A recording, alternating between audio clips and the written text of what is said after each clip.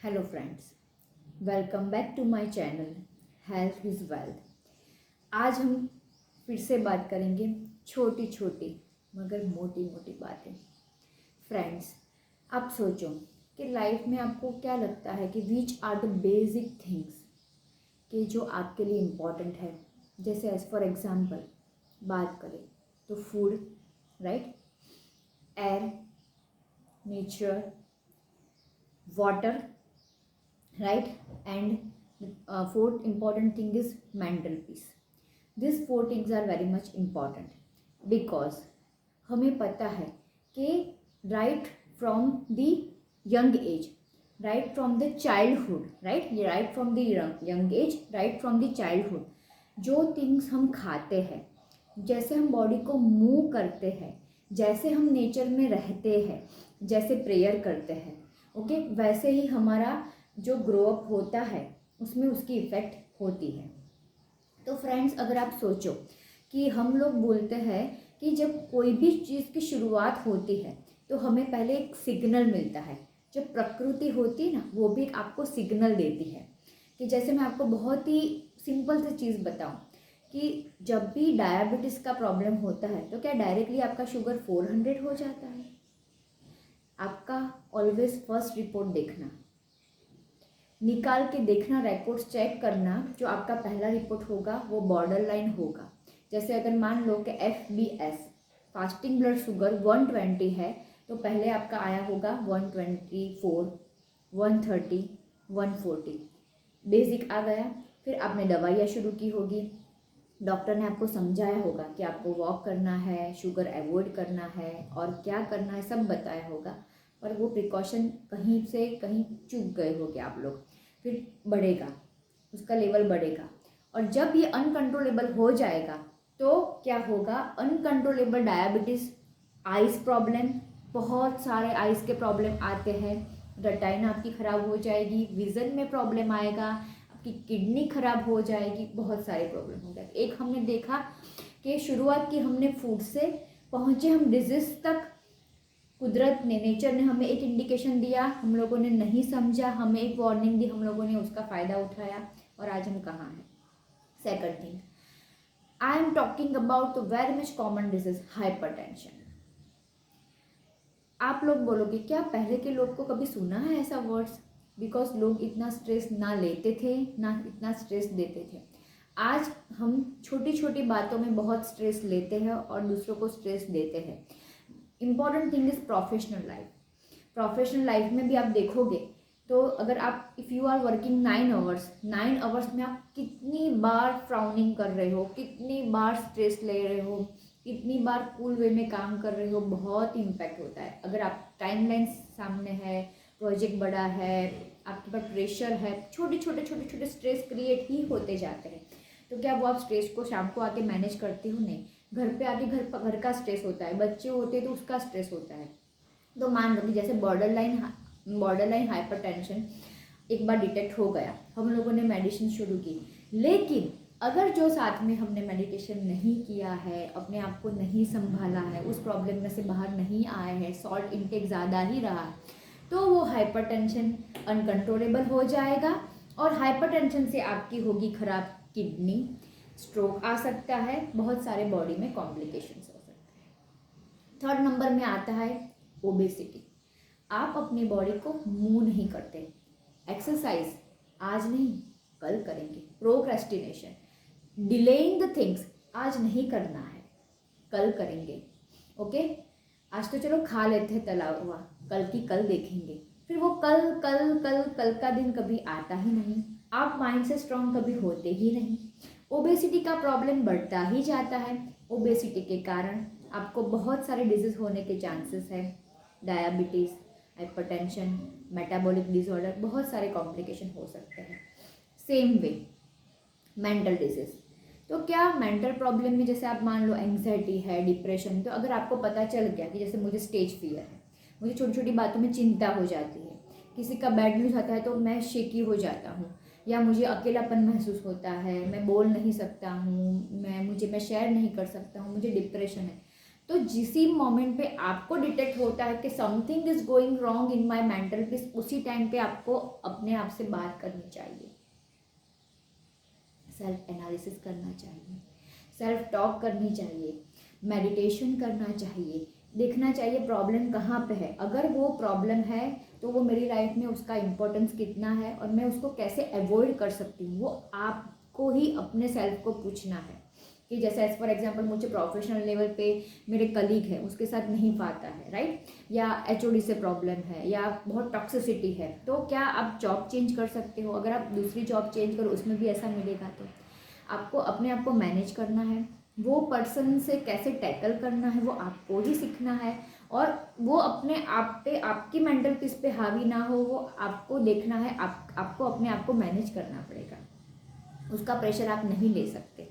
Same way घर है, घर में आपको लगता है कि ऐसा कुछ हो रहा है कि जिससे बार बार प्रॉब्लम हो रही है, कुछ भी प्रॉब्लम हो रहा है, तो आपको अपने सेल्फ को टैकल करना पड़ेगा, ओके, और उसमें से बाहर आना पड़ेगा। अगर प्रॉब्लम हो भी गया है तो वापस से अपनी जात को खड़ा करना पड़ेगा, उससे लड़ना पड़ेगा, बिकॉज यहाँ पे कुदरत अगेन आपको सिग्नल दे रही है। अगर इस बार आपने आपको नहीं संभाला तो सेकंड लेवल, थर्ड लेवल वो बढ़ता ही जाएगा। तो हमने बात की हाइपरटेंशन की, डायबिटीज़ की, राइट, देन ओबेसिटी की और मेंटल पीस की। तो ये हो गया एक सिचुएशनल प्रॉब्लम। फिर इसमें हर एक जगह पे फूड आता है, बिकॉज हर एक डिजीज में ये होता है कि फूड का रिस्ट्रिक्शन होता है कि जैसे ऐसा नहीं है पहले से कि आप सॉल्ट खाओ ही मत या शुगर लो ही मत, कोई आपको ऐसा नहीं बोलता है, लेकिन एक बार डिजीज डेवलप होने के बाद वो आपको रिस्ट्रिक्ट करना पड़ता है। और जो जो चीज़ ज़्यादा मात्रा में पहले से जा रही है तो उसकी इम्पेक्ट आगे जाके आने ही वाली है, ओके। एक सिंपल सी बात है कि जैसे एज फॉर एग्जांपल मैं आपको दूँ कि ये एक गटर है और यहाँ पे बहुत कचरा भर गया है, पूरा जाम हो गया है, राइट। पूरा आप इमेजिन करो कि गटर है, पूरा कचरा है, यहाँ पे सब मैल है, गंदगी है, टॉक्सिसिटी यहाँ पर हो गई है, लेकिन आप उसको इकट्ठा करने ही दोगे तो क्या होगा? वो बढ़ता जाएगा, कचरा बढ़ता जाएगा, जाम। आपको गर्म पानी डाल के, फ्लश डाल के, उसको पूछ करके वो पूरा निकालना पड़ेगा। So it is a time of the detoxification. हम बोलते हैं detox your body, detox your mind. हम क्या बोलते हैं, बेटा बेड को डीक्लटर करो, मीन्स डीक्लटर योर हाउस। क्यों? डस्टिंग है, घर में बेड पर सब पड़ा हुआ है, कपड़े स्कैटर्ड है, अच्छा लगता है? नहीं अच्छा लगता है। एक दिन नहीं करेंगे, 2 दिन नहीं करेंगे, बढ़ता जाएगा, फिर पूरा घर कबाड़ी खाना बन जाएगा। सेम वे यहाँ पर भी इफेक्ट होता है, सेम वे बॉडी पर भी इफेक्ट होता है। छोटी छोटी बातें हैं कि अगर आप फ्री बैठे हो या जैसे आप जॉब में हो, घर पे हो, तो टैपिंग करो, बॉडी को मूव करो। कैसे? जैसे मैंने आपको पहले भी बताया था कि आप फेस टैपिंग कर सकते हो, राइट। तो जैसे ये भी है, तो आपको जो आपको सेल को रेजोनेट करते हैं, फिर आप क्लैप करते हो। ऑलवेज टीचर क्लैप करवाता है कि एनर्जी देखो। आप बेल बजाते हो, मंदिर में जाते हो, ओके।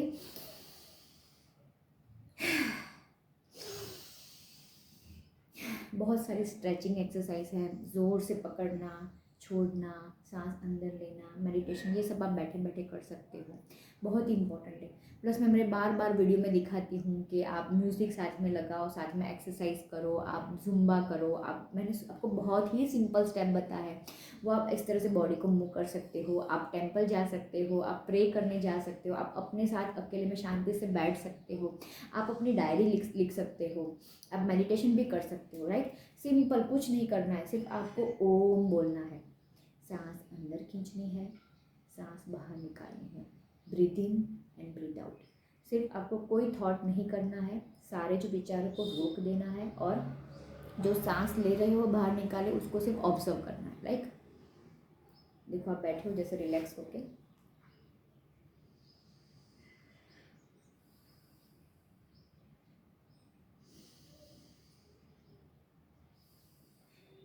सांस अंदर ले रहे हो, सांस बाहर निकाल रहे हो, सांस अंदर ले रहे हो, सांस बाहर निकाल रहे हो। You are peaceful soul, your mind and body soul.